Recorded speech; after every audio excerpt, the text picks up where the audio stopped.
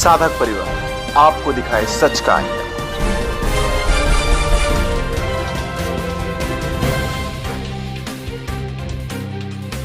इधर मेरे पीछे ही बिल्कुल बड़ा सा चर्च बना हुआ है, आलीशान चर्च बना हुआ है। और इस गांव की बात की जाए तो इस गांव के अंदर 3 चर्च है। चर्च ज़्यादा है इस गांव में, मंदिर ये पहली बार एक ही बन रहा है। ये पहला हिंदू मंदिर बनने जा रहा है। संत आसाराम जी बापू के भक्तों के द्वारा ये हिंदू मंदिर की स्थापना हो रही है। दूसरे हिंदूवादी संगठन और कोई और वैसे पहले मंदिर बना दे आपका। पहले तो बहुत ऐसे कुछ बड़े बड़े बातें करते थे, लेकिन कोई आगे नहीं आया। लेकिन अभी आसाराम जी बापू के लोग आए।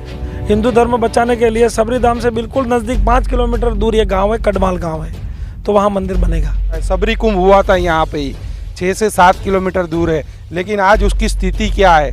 3 चर्च गांव में, कोई मंदिर नहीं, और एक मंदिर का निर्माण हो रहा है, वो भी संत आसाराम जी बापू की प्रेरणा से हो रहा है। दिल्ली में रहते सुब्रमण्यम स्वामी, उन्होंने कभी डांग जिले में पैर भी नहीं रखा होगा, लेकिन उन तक बात जाती है कि गुजरात का डांग जिला है जिसमें धर्मांतरण रोकने के कारण बापूजी को आज जेल में रहना पड़ा है। आपको बताना चाहूँगा कि संत आसाराम जी बापू पिछले 10 सालों से जोधपुर की जेल में है, लेकिन बापू के भक्तों के द्वारा आप देख रहे हो लगातार हिंदू धर्म बचाने का प्रयास हो रहा है।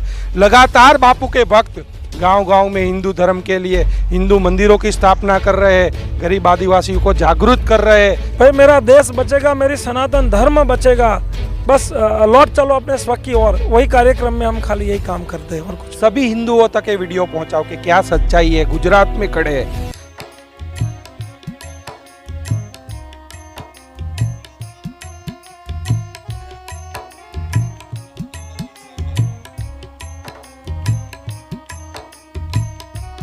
इधर मेरे पीछे ही बिल्कुल बड़ा सा चर्च बना हुआ है, आलीशान चर्च बना हुआ है।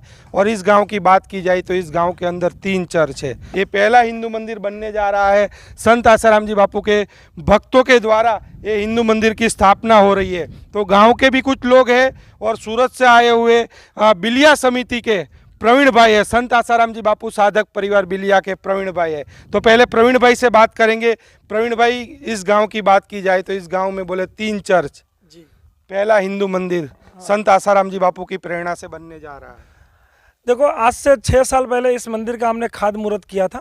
यहाँ पीछे ही एक हनुमान जी का एक पत्थर जो सा होता है, इसमें श्रद्धा करते हैं लोग, वहाँ आस्था करते हैं। उन्होंने बताया कि हमको एक मंदिर की ज़रूरत है, तो हमने खाद मुहूर्त किया। इसके बाद में काफ़ी विवाद हो गए, कुछ जेल में भी जाना पड़ा गांव के लोगों को। 3.5 साल जेल में रह के आए हैं, और इसके बाद फिर वो आ गए छुट के। फिर भी गांव वालों ने बोला कि मंदिर तो हमारा बनना ही चाहिए। आज मंदिर निर्माण हो चुका है और कुछ ही समय में उसकी प्रतिष्ठा भी होगी। हिंदू धर्म बचाने के लिए सबरी धाम से बिल्कुल नज़दीक 5 किलोमीटर दूर ये गाँव है, कटमाल गाँव है, तो वहाँ मंदिर बनेगा। तो गांव के भी कुछ लोग हैं, उनसे हम बात करेंगे। पहले परिचय, आप यही गांव के हो? हाँ, मैं इसी गांव का हूँ और मेरा नाम मणिलाल है। ये मंदिर यहाँ नहीं था पहले, ये थोड़ा छोटा मंदिर है। इसमें हम लोग भजन कीर्तन जो भी करते थे, लेकिन मंदिर का यहाँ बहुत ज़रूरत था। तो मंदिर नहीं था, तो आसाराम जी बापू के लोग आए, वो लोगों को बात किया, तो वो लोग भावुक हुए कि चलो ये लोग करना चाहते हैं, मंदिर के बारे में लड़ना चाहते हैं। तो वो लड़के भी तो भी एक मंदिर बनाने का उन लोगों ने बहुत मदद दिया और बनाया आखिरकार। और बहुत जल्द ये सब तैयार भी हो जाएगा और बाद में उसका जो भी, हाँ, वो सब करेंगे। तो इस गांव की बात की जाए तो इस गांव में 3 चर्च है, मंदिर नहीं है। मतलब इसमें अभी वो लोग जब भी ये लोग करते हैं, बातें करते हैं, तो हिंदू धर्म को जैसे ख़त्म ही करने ये लोग सोच रहे हैं सब।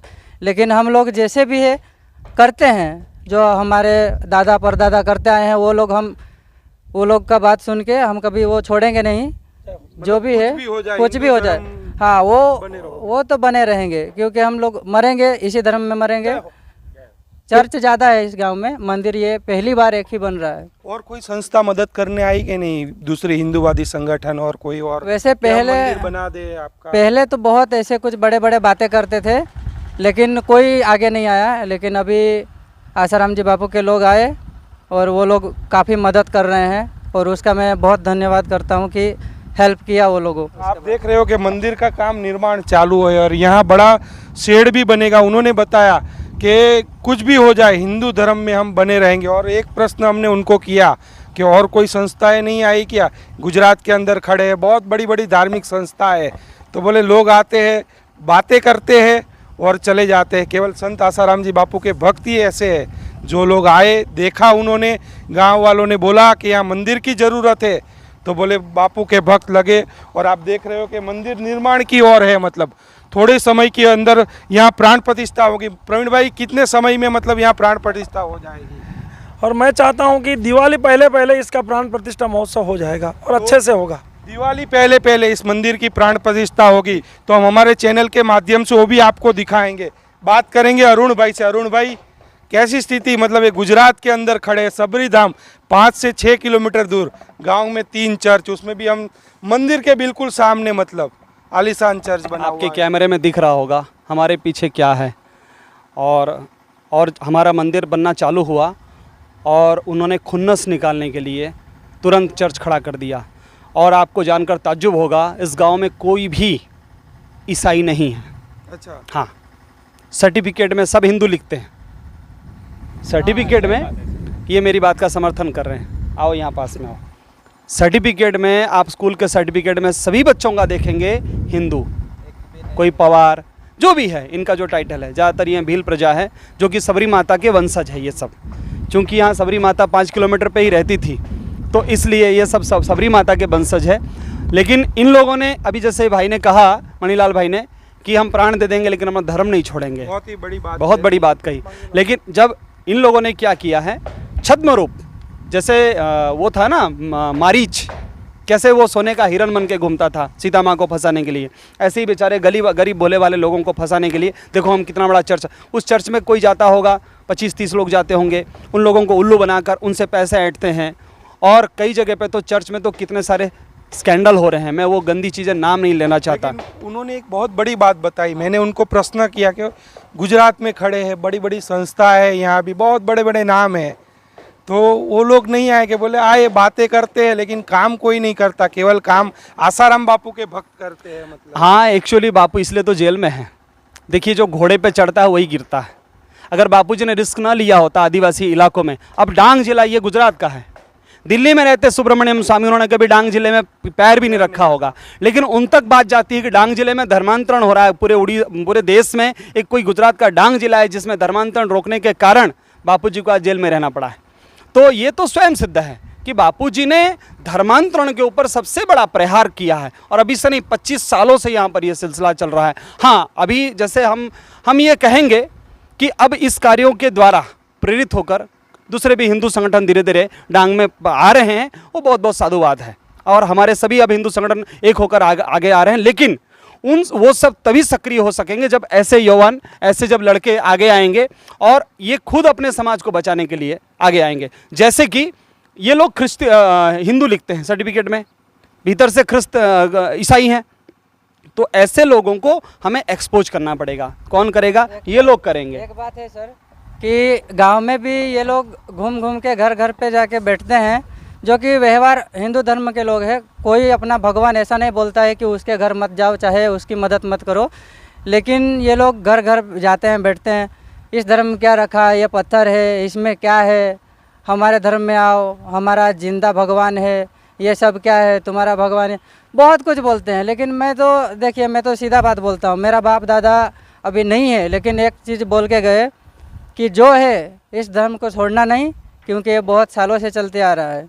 और वो लोग बहुत कोशिश कर रहे हैं, ऐसे ही करके कुछ लोग तो बदल भी गए हैं हमारे सामने कि वो हिंदू होके फिर 1-2 साल में ही चले गए। लेकिन हम लोग ऐसा कभी होने नहीं देंगे। वो लोग की जो भी चाल है आखिर तक लड़ते रहेंगे, हमारा तो उतना ही कहना है। इन्होंने जो बात बताई ना, इनका ये एक दर्द है, वो ठीक से बता नहीं पा रहे थे। एक तरफ भारत को आप सेक्युलर बोलते हो, बिन सांप्रदायिक, दूसरी तरफ ये लोग लिखते हैं सर्टिफिकेट में हिंदू और निंदा करते हैं हिंदू धर्म की, ख्रिस्ती धर्म पालते हैं, उनके ऊपर कोई एक्शन नहीं होता है। आज जब हम कोई हिंदू, आज हमारे देश की ये विडंबना है, हिंदू अपने मंदिरों की सुरक्षा नहीं कर सकता, हिंदू अपने बच्चों को वेद शास्त्र उपनिषद गीता नहीं पढ़ा सकता। अगर आप मुस्लिम हैं तो आप कुरान पढ़ाइए, आपके मदरसाओं में आपके मौलानाओं को सरकार पेमेंट देगी। आप अगर ईसाई हैं, आप अपने स्कूल खोलिए, बाइबल पढ़ाइए, आपको सरकार पगार देगी। लेकिन अगर हिंदू हैं आप, तो आप अपने बच्चों को, 100 करोड़ हिंदुओं को ये सोचना चाहिए कि वो अपने बच्चों को हिंदू धर्म की शिक्षा नहीं दे सकता है। ये हमारे देश का कानून है।